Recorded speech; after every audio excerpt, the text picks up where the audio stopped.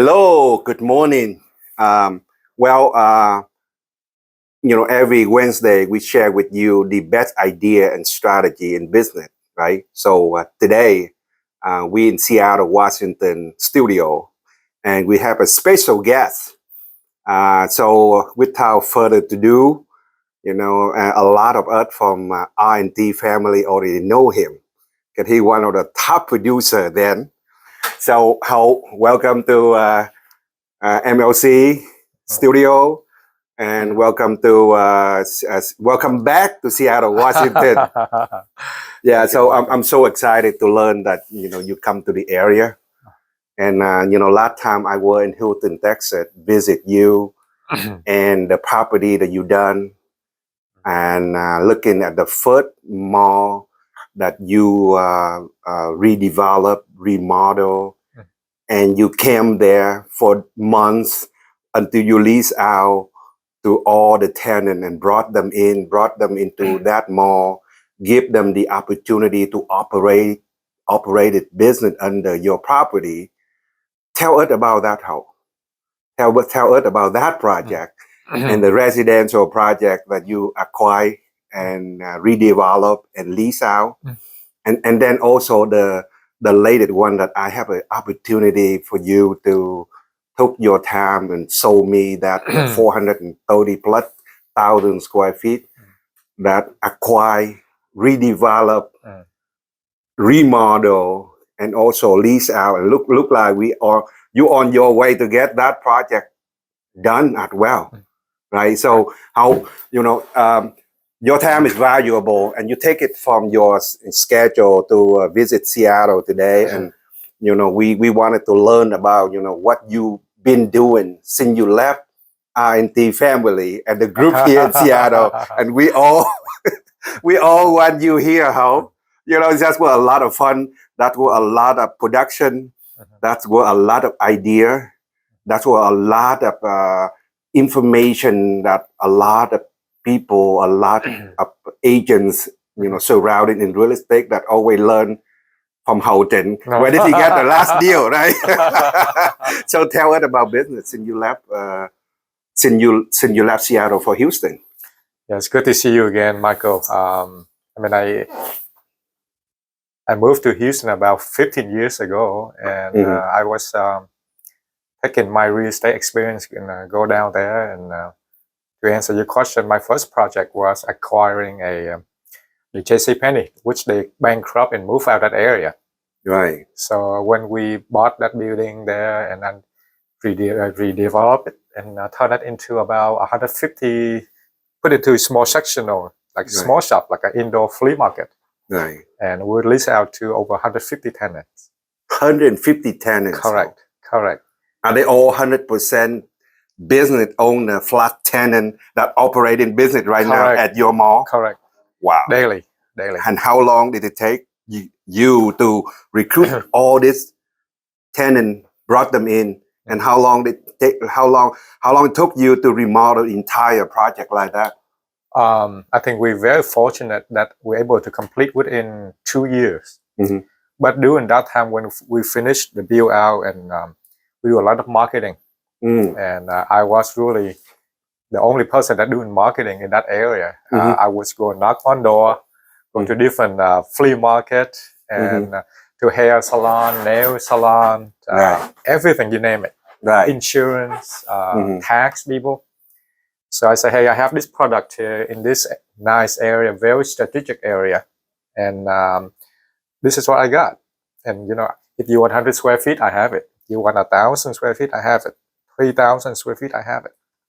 So I would invite them come to our office and just show them what we're doing.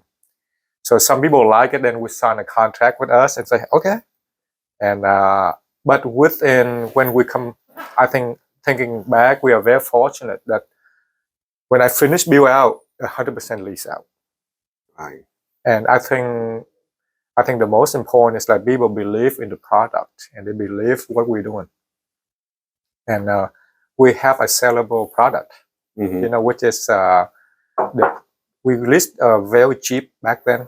A lot of promotional just to get people into the door, and there right now thinking back, we have over 150 tenants now, and what make me proud is these people actually making a living. Not only support their family, but able to pay tax, be a good community leader.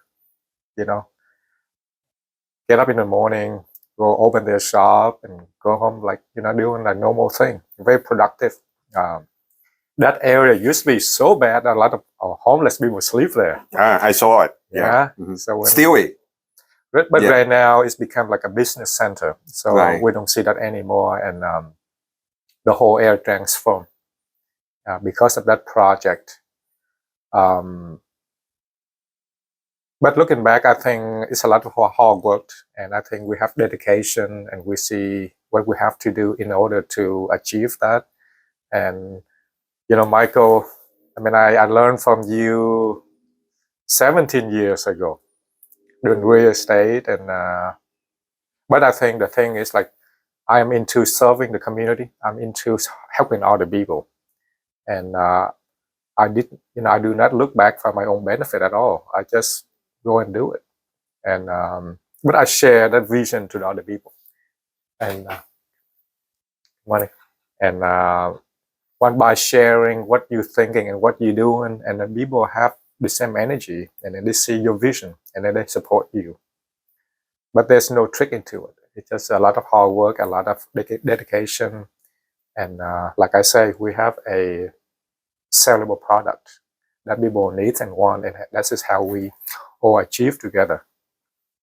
Tell me about, I know the great work. I am very proud, to have a friend, a developer, and an investor like you behind that particular success project that you brought together. Not just a good job of remodeling, right? And the remodel work looked gorgeous, looked great. It was so ugly, right? But you turn dirt into gold. It's just like my friend Trevor from Driveway Enterprise. Every time he driving around the neighborhood, he have a bunch of people follow him. Because okay, where this guy go? Because everything he touched, it turned into gold. So I saw that project. Tell me about how many square feet, how much you purchased it for, right? And then how did you manage to bring in 150 retail tenants into that? That is very big job to handle, right? I know I add a lot of questions, but tell us about acquisition, redevelopment, and then tenant it to 150 small business in the community. How? Yeah. Well, we back in 2009, we bought it at a very, very cheap price. Right. Well, 2008, we have a financial meltdown here in terms of real estate bubble. So we acquired very cheap. And but because of that opportunity, back then nobody want to buy anything, Michael. Remember that credit crunch, nobody want to finance. Yeah. So no financing. Correct. You have to do cash or creative financing. Right. So we was able to acquire that, and very successfully. But we take a lot of risk because back then nobody want to jump into business. Yeah. So much foreclosure, not only residential but also commercial, if you remember. Yes. So we have a lot. It affecting the whole real estate market. Correct. Right. Correct. The sky falling everywhere. Right. That wasn't good. It was really bad. Right. Yeah. So, bad market create opportunity for acquisition, right? Right. So the way we look at it and we analyze the market, because the price was so reasonable, and we just say there's no way we're gonna lose. If we start developing, putting tenants here and there, we're able to cover all the costs. Right. And then, but we do a pro forma that it has so much potential, upward potential. Right. And then, but we predict that in next 3, 4, 5 years and so on. But we're able to achieve it in the first 2 years. So I think that in terms of that, we are very fortunate, very lucky. Right. even though we put a lot of hard work in there, Right. day in and day out. I mean, I sleep at the site, but it's fine. I enjoy doing it. And Share with me, how did you manage to bring all 150 business owner? What kind of skill did you have there, and how long? You talk about you stay on site, you camp in there, right? Until the job get done. Just share with us. Yeah. Oh, that's one. How? Yeah, this is how Yeah. I able to get a tenant, and I would go to different indoor flea market, Right. and So you did what we did back in the Right, office back then. We right. see prospecting, right, talking to the client, correct. right? I did something very simple, Mhm. very not selling. Period. Just Mhm. put in a quick flyer, Mhm. location, and show them where we at, Right. and say, hey, I have 172,000 square feet building here that I can let you operate the business whenever you come, whenever you want to come in and whenever you go home, and you have a place, secure with security, things like that. But I would identify who I want to bring in. So what I like to bring in is because we have a 150 plus space for rent. Right. So I want to bring in all sort of business, turn it into like an indoor mall, Wow. something exciting. Like a community. Right. Right. So this is how I started, because we was in the back of the mall, Mhm. and homeless people, sleeping out there, camping there. So very difficult to bring in tenant. Mm. So what I did is first we opened a laundromat. Laundromat. Yes. Okay. So because of the demographic, we have a lot of apartments. Once we turn that into a laundromat, we have like traffic coming in and out all day long. Right. So, and when I see that, we say, oh, what would work with the laundromat? So we say dollar store. That is the market. Dollar store. Okay. So while people waiting, to get their clothes washed or dry, they can go to a dollar store. So we build a dollar store. Right. I built our 8,000 square feet dollar store, and I would drive around and hand pick to say, oh, and check out the dollar store to see who have the good product, something Right. that's similar to this population, catering to this population. Right. So I would go, and very fortunate to meet this dollar store owner and recruit him. And he came and said, hey, I have 8,000 square feet. Right. Would you want to rent? So that was the first deal, second deal, Yeah. and the third deal, Third deal. right, would be at 8,000 square feet. Right. Wow. So after I put in that dollar store, and I would say, hey, what would work with dollar store? How about a grocery store? Right. So from scratch, we didn't know. So that would be the four deal. Right. Okay. How many square feet for the grocery store? 20,000. 20,000 Right. square feet. Okay. But like I said, So again, you go to them, how you talk to the owner and make a presentation to them and bring it to Right. to your own property, right? Actually, about the grocery store, because we couldn't find any operator. Right. So I opened the store myself with zero experience, from Right. ground zero. Wow. Okay. And then so we just make phone calls, starting out with a meat market, and then contact the grocers, which they sell all sort of grocery products. And then when you open a grocery store, people just come to you, like Coke, candy store, ice cream, you name it, cigarettes, beer, and wine. They just come to you. They just flood to you. So that's a way of successful. Once we have that three kind of like, even though it's not a national tenant, but they produce that kind of traffic. Right, producing the traffic. Right. So the first deal is the laundromat. Right. Everybody have wash their clothes. They have to. They bring it. They go over there. They may well just want to. Why they waiting to wash their clothes? They may want to go to the grocery store or the bar and the restaurant, right? Right. Yes. Share with us about that. So that would be the supermarket. Right. What about the fifth deal? Who the net tenant? We have 150. Right. I don't think you guys can understand in the process of bringing in 150 small business into a property. And I know from the ICSC, we in the retail, everybody, all the broker out there, it just will always complain. Oh my God, my mall is vacant. Mm. The owner, developer, the builder, the investor hire me to marketing the retail to get the tenant into here and get some cash flow. And you wonder, like, you sit in here with one of the real estate advisor, you name it, right? That brought in 150 tenants, right? So I mean, if you guys have any excuse about, like, say, you know, if you don't successful learning the retail and the real estate business from this conversation, I don't know where you would go and learn in North America. So let's continue our conversation now. So that would be the fifth deal. So what about the net tenant? So after we got create all that traffic coming in the mall, and so we say what we have to do to maintain those people, to keep them there instead of in and out.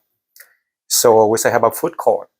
Food court. Right. Right. So when people go to the mall, they need a place to sit down, Right. to eat, Right. and have the kids some playground. Right. So we built 6 restaurants. Wow. Okay. Share with us what would be the 6 restaurants that go into your mall, right? Your property. Yeah. So because of due to the demographic, we have a lot of Spanish background. So I would go to different flea market and different business owners and say, hey, I have this mall here. Would you want to join us and open a restaurant? Mm-hmm. So I brought in, we got 6. During that process there, we select and we would go and check out their food to see if it's good or not. Mm. So I would say, hey, we have a taco store here, Right. and we have ice cream shop here, Right. and a fresh fruit here. Mm-hmm. So we kind of like try to, each restaurant have to be a little bit different, catering different food. So in that way, they're not competing. So by doing so, each restaurant able to survive. Wow. Yeah, because they're not selling the same products. Right.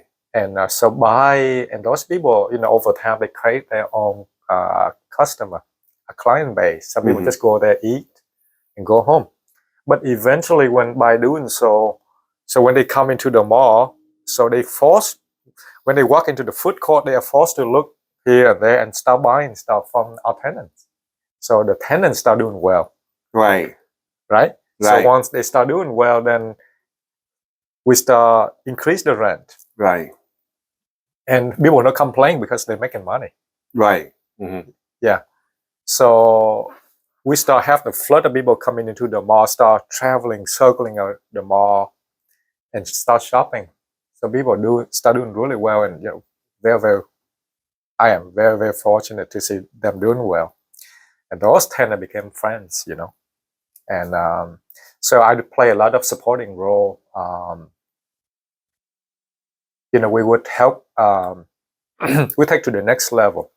If some tenant not doing well, we should analyze and say, hey, why you're not doing well? Is it because of your products, your price? Right. Who are you catering to? Right. So these people, ask them by asking them questions and try to help them. So they either know it's either, hey, I want to continue to be your tenant, or am I going to move out? Right. So what we try to do is to accommodate those tenants to help them. Right. It's not about us anymore. Right. Because the mall was doing well, we have a healthy income coming in every month. Right. Even though I have a lot of tenants in and out, but we never force anybody out. Right. Yeah. It's either you make it or you don't. And we have a lot of good people, and I continue to believe that there's a lot of good people out there. Right. But as long as you coach them and show them the benefit, or if they stay there and they don't make any money, there's no point. Mm. So they would, after talking to me, then they would say, hey, okay, I want to either to continue or move out. Right. And, but, by having that kind of conversation and try to be very helpful to them, to the tenants. So eventually all those tenants, they either do really well or they sold their business, things like that, evolving. After evolving now, many tenants been there for so many years because doing so well already. Wow. Yeah. So the retention is pretty good. It is not It is. just come into your property. No. They don't make money, business no good, and they move out. You have to constantly finding a new tenant. Correct. New tenant. The people stay, come and Correct. stay. Correct. Wow. Qualified tenant, and we try to help them. We say, hey, if they come in, they want to sell the phone, and they say, hey, right now I have 2 phone store already. You think you can survive? And if they say, yeah, I'm working for T-Mobile or different company, and maybe I don't, should be no problem. As long as not too much competition, then and we think it's okay, then we let them try it out.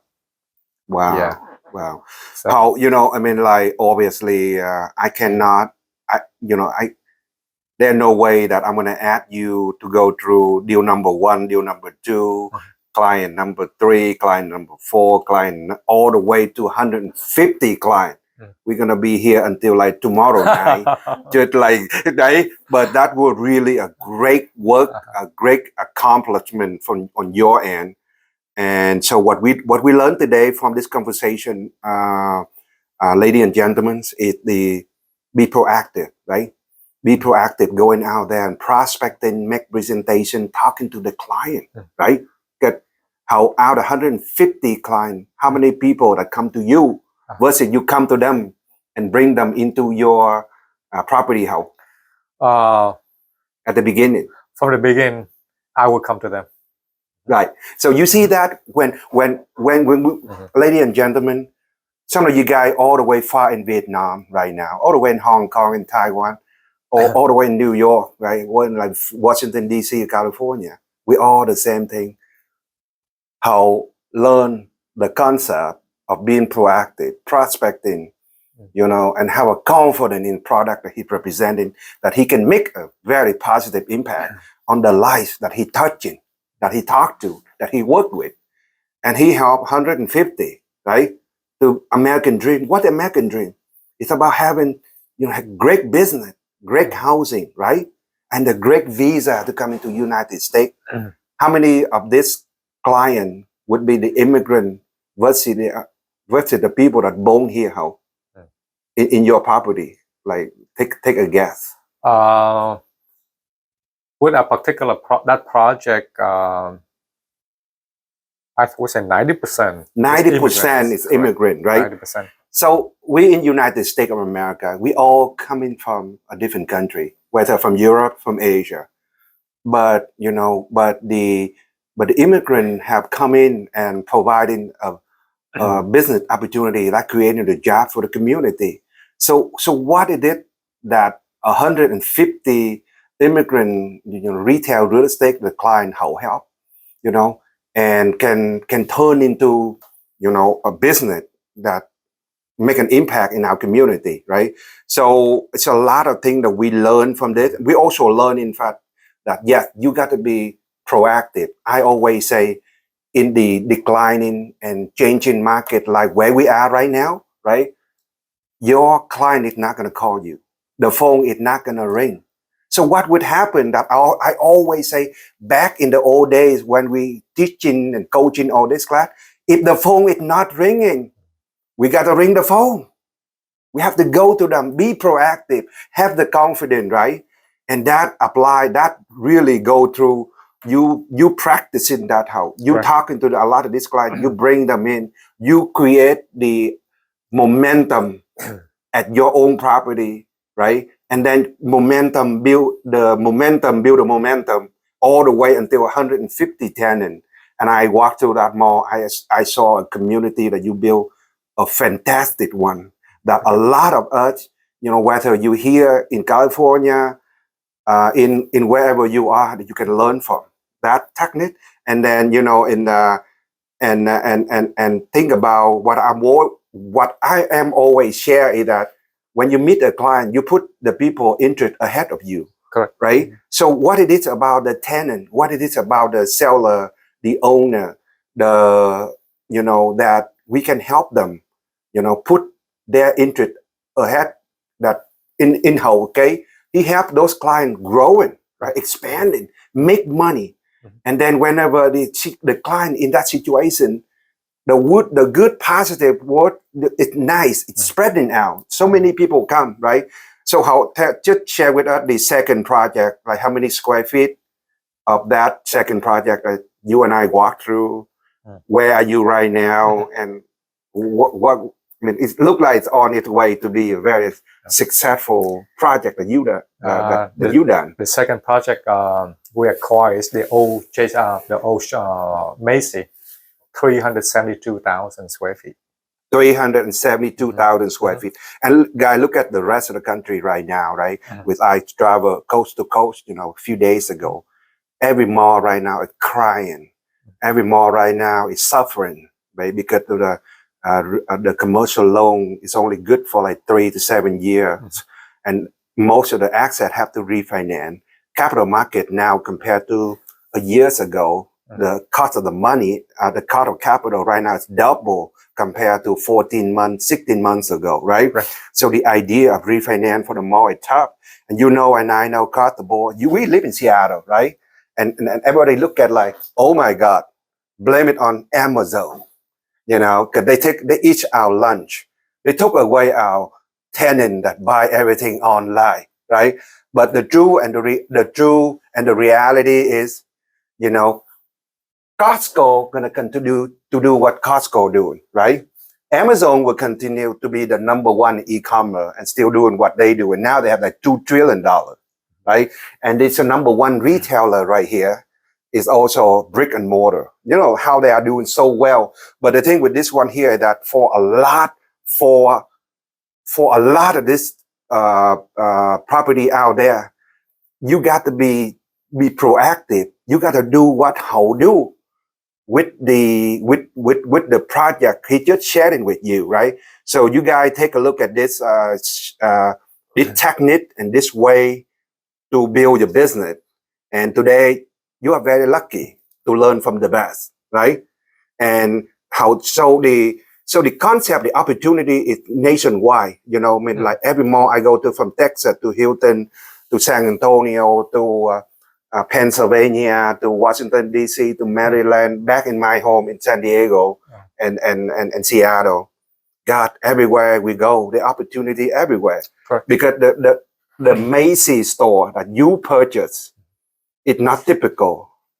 They're announcing about over 98 Macy's store that will be closing down this year. At the same time, Shear Robert is the biggest retailer in America. They're completely running out of money to operate right now. The only way for them to go right now to restructure the company through bankruptcy. And then you got like Mervyn closing door. Nordstrom, they took the entire popular stock and they repurchased all the stock back. It's right here in Seattle, right? That Nordstrom. And so the vacancy for the mall is presenting another opportunity for redevelopment. Right? The big concept about building the big, huge mall across the U.S. and hoping and praying that it's going to work, it's no longer there in today's market, right? Correct. And so the lender and the capital partner and the bank, they're smart now. They do not lend to this property or refinance, right? So in this situation, you're going to take a look at the couple of the scenario here, then you learn from, right? So how you take a quick and share with us, like this Macy Mall, where, how were the acquisition, how were the redevelopment, and how it has been doing with the leasing right now on the mall? How many percent is the leasing now? The building, the square feet is so big, 372,000 square feet. Right. We lease out about 80% now already. Mm-hmm. What you said, Michael, is true. Across the United States, we have more brick and mortar store close left and right due to the online taking over. And that would be the continued trend. And how everybody blame on these two guys right here, Costco and Amazon. That's what They're both from Seattle. Right. Yeah. But anyway, we see this a few years back already. Online going to take over.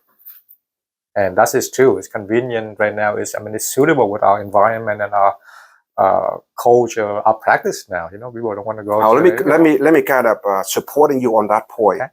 Online retail. Mm-hmm. We have the number one online retailer in in the world. We see Amazon. But they are moving to brick and mortar. They purchased Whole Food, right? For $13 billion. And then you have the number one retailer right now in real estate in Seattle. It's next door to our office here. That's Costco, right? But to support Hậu point about the online sale, according to the International Council of Shopping Center conference meeting, we know that online sale rising during the pandemic. But on a normal market, in the market that we're in right now, online representing up to 9% of total retail sale. 9%. Right. So still 90% of the retail sale still brick and mortar. The people still walking to Hậu Mall and buying all that. So Hậu tell it that 378,000 square feet property that you purchased from Macy, and then the development and the leasing, right? And so how is that project going right now? Yeah, right. I walked the project. I was impressed. Right? Just now, like I say, we lease about 80% already. 80%? Correct, 80%. Wow. And we're almost done. But with this kind of the concept we're doing is like a office. Like people are doing. The people really need a space as a place to work. We turn this into like a jewelry super center.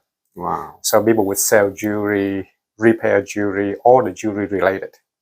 So these people we know, and we very focused on them because these people is professional. Right. They do in and out. Right.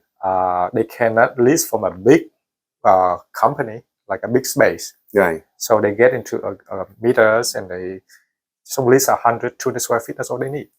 Right. But by leasing, downsizing to a small space, which is what they need, right, we're able to increase the rent, and they save the money, a lot of money from renting from a big space. So it's a bilateral benefit, from them and then for us. Right. So, but I see a lot of potential. I mean, people still have to get up for the work. We have to identify who would come to our building. Right. And, we target, again, we have to prospect. Right. We have to drive around and see. Did you mention the prospect? Correct. Oh my God. That's a dirty word in commercial real estate brokerage right now. I have to prospect. I have to do what Michael Lai tell me to do. I hate to do that. Oh my God. Share with me about that. One thing about prospect, I don't think there's no pressure for me when I prospect. Right. Because I have a product. And I say, because and I know that the only thing that you have to do to be successful in real estate business, right? Especially you come into the new market, you know nobody over there, and then you build everything from ground up. I came from Vietnam. How I know nobody over here. I built a company back then. Over 100 people, and we still do $100 million in sale every single year. Everybody say, "Oh my God, that guy got to do something like unethical, something illegal. Why he has so much business?" I'm telling you one thing: the secret is prospecting, follow up, making the presentation, follow your schedule. God, so 80% out of those 378,000 square feet property is already leased out. Correct. Yeah.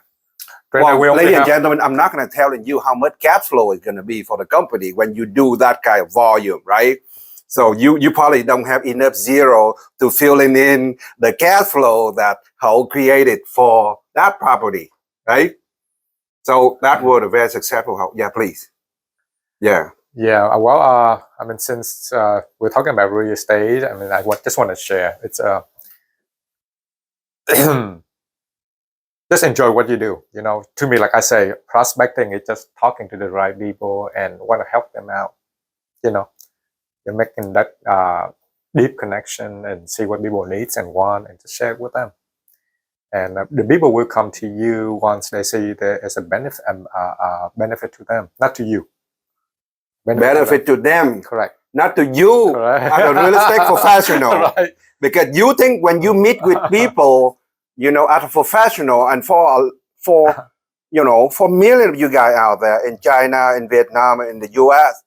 When you prospect in the first, you think about it like, well, how am I gonna get a commission to pay my mortgage? How am I gonna commission to pay for my car payment? How am I gonna make commission to pay for my children college, right? For how none of that is all about the customer, right? When you talk to them. So you talk about their problem, their issue, Correct. and how to help them out. And ladies and gentlemen, in today's market, the client really need your help, right? So I'm just excited about how we're doing. Take a lot of strategy and idea and execute that and apply that into the real estate business, regardless wherever you are, right? So telling me about how long have you been in the real estate business now, and how did we meet? Well, Michael and I, we go back a long time, like about 17 years ago. Talking about prospect, and this is how I remember Michael. I was walking through the mall, and Michael would come and talk to me, say, "Hey, would you wanna be a realtor?" That's what I do today. Yes. I always do. God, 26 years ago, or right now the same thing. Can nobody talk to me? Michael, I'm so thankful for you approached me 17 years ago. I do. So thankful. And in front of million people online right now, how congratulations for the good accomplishment. Thank you. You make a positive impact on a lot of people. Thank you. That's the key. It's not about me. I'm just happen to drag you into this business, this great business, right? How I have another guy that we're gonna bring it in like next week. His name is Ibrahim. He joined the program at the same time with you.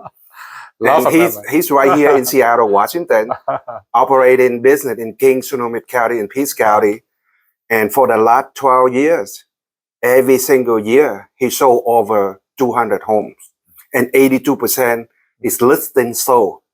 So I remember you learned the story of Ibrahim Wada. Absolutely. From North Seattle, and sat in his apartment and calling me up and say, I got your referral from your sister, Vicky Lai. I'm working at Swedish Hospital. And I got billed to the roof. I got creditor calling me. I got economic degree from University of Washington. What can I do? I came to United States of America from Gambia. I wasn't planning to come to the US and be broke. Right? So then I told him, you broke, now I'm dragging you to become a broker. So from broke to become a broker. Real estate broker, right? Well, say that word job. You don't want to be a broker. You want to be a richer. And that's why we have a great training and coaching program that we're sharing with a lot of people. So, Brahma are going to come in and share with us a lot of idea and strategy and way that he be able to get 200 homes sold every year since for the last 11 years, right? And so those are the first 10 people that I have the privilege to work with. How I don't know what did I do, but I got a guy like you that I drag into the business. And look at what you do. And then the Brahma and the story go on and on and on and on with all this co-op business entrepreneur owner in the system that I just have a privilege, and over a few thousand customers that we serve locally here, right. And now we're just expanding the program nationwide. So you've been in business for how long? How long you been doing this now? About 17 years now. 17 years. Wow. Yeah. And what did you do prior to real estate? I just got out of college, and then I moved to Seattle here, and I met you up, and then that's how I started. So you didn't know a soul like me. I didn't know anybody. I didn't know anything. Right. So we depending on prospecting to build our business. That's it. Right. Right. I didn't know anybody when I moved to Seattle. Very few people. But I started working after taking training course with Michael, and we go to Vegas for training. Mike Ferry, I remember. Yeah, we learn a lot from from starting doing real estate. I enjoy it. That's great, Carl. And So what do you see as the biggest challenge right now that you want to give advice for a lot of us watching this program right here, from R&D family, from broker community out there? What is the one advice that you give to the people right now that they can apply into their business of real estate? Well, I just say I think regardless of the time and the housing market, people still need a place to stay. So what you want to do is to able to be there and to serve other people. They need a place to stay, and you find a way to help them out. To me, I enjoy meeting people. I enjoy talking to you and everybody there. But I said you have to have that spirit. When you meet people, you try to serve them first. Right. By helping them, find their and solve their problem. You have the connection working with the people, and I always treat people like that. When I approach people, I want to be there and listen to their story and see how I can cater to help them out. Right. So whoever want to stick to this business, I think, to me personally, even starting in residential and then move into retail, and I always have that set up mind just to help other people. Yeah. And enjoy, whatever you're doing daily in and out. That's so great how even everything that we share with each other, enjoy what you do, think about people's problem and help them out, come up with a solution to help them out. Forget about your interests, what you want, focus 100% interest on the client, the customer. When you help the customer what they want, you get what you want. But until they get what they want, you're not going to get what you want, which is the commission, right? So you're out there to solve the problem for the people. And how do you recommend it, the training and the advisory program and the environment of the modern living company back then when you were working in the office? Well, I have a privilege working for you, Michael, and then I see how you transform your company. Great job. I think Michael really into helping and coaching the realtor agent, how to be more successful, and you're doing a great job. I think you have that energy in you, that motivation, I think, and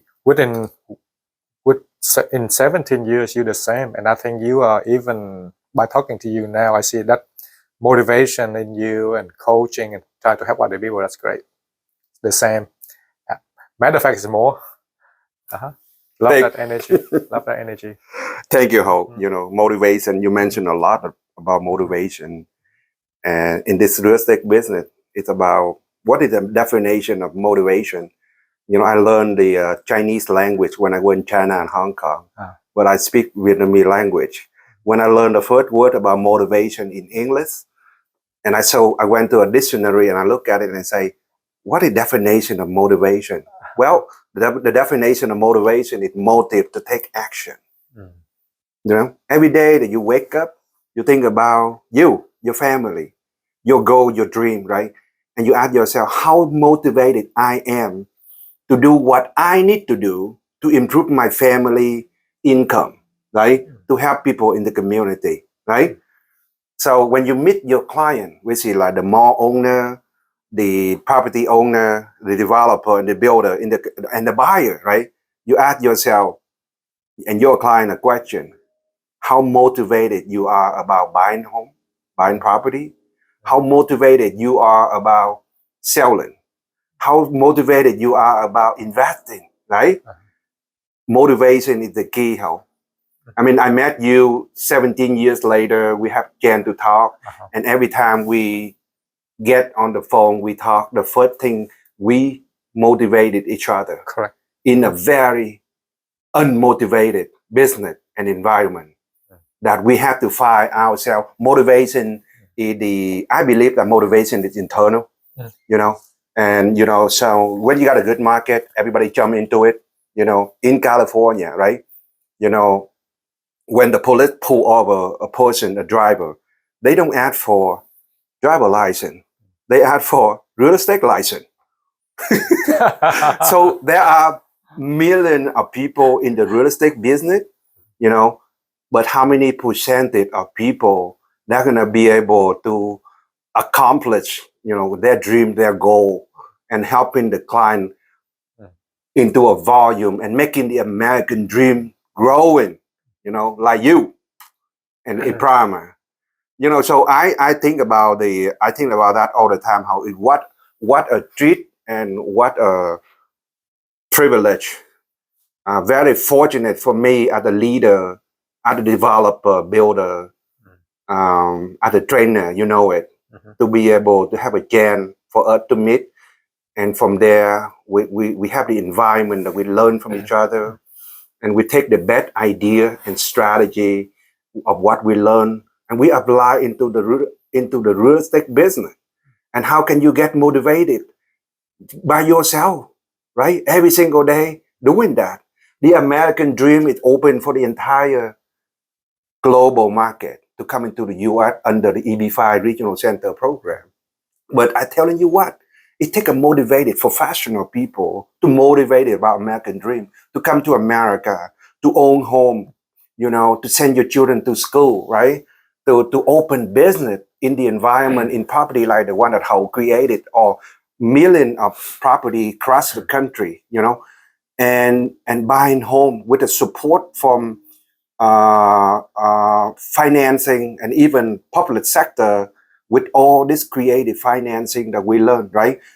Enhancing equity, seller financing, development, and prospecting, and all this program that we're gonna be learning from each other, right? And so the more we learn, the more we earn.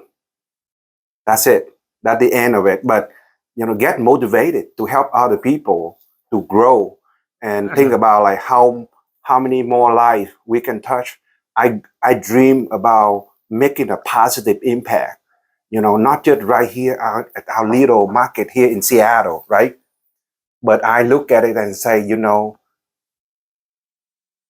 yeah, the more people you help, the better your business would be. You every day, single day, every business got to go out there and think about what can you do to make a positive impact on your customer, right? Right. So let's take a look at it. See, Starbucks coffee, for example, it started right here in Seattle, right? It took 4 years for Howard Shaw to raise the first $250,000 to open up the store on 4th Avenue in downtown Seattle. Every single day, he calling about 25 investors asking for investment. Everybody think of him like foolish. Nobody gonna invest into a company that sell a cup of coffee for 10 times $4, $5 compared to a dollar from 7-Eleven or so. I don't mention 7-Eleven due to all respect, but they're selling the product 5 times more, and their customer coming to their store about 19 to 20 times on an average. Can you do that with your business?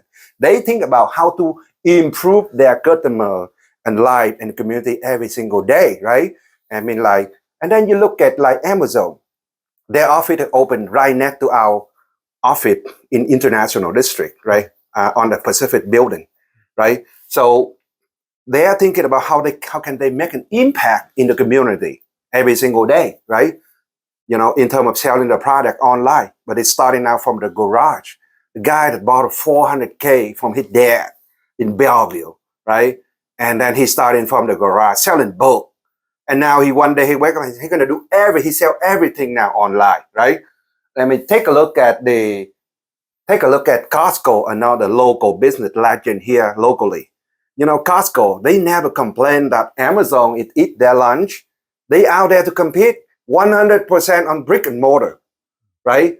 How is that compared to other retailer that been around like Shear, Macy, that from that, how are they comparing with with Costco when it comes to brick and mortar, right? And and so what Hao sharing with all of you here today, is that something that you would take it to the heart, learn it, going back to our program and continue to learn. We learn from each other, right? So with that, how I really appreciate that we have a great conversation today, and then I know that you are continue to go out there and continue to make a positive impact on the broker community, on the community, and I'm looking forward to do some deal in Texas. And I think it's a great marketplace. And so you have any word that you want to share before we before we end our program today? It's good to see you, Michael. Hope all our friends, watching the videos. Wish you all and hope you're doing well. Stay healthy, positive, enjoy life. Thank you, Howard. Thank you very much. I appreciate it. Good to see you, Okay. Michael. Good Okay. to see you.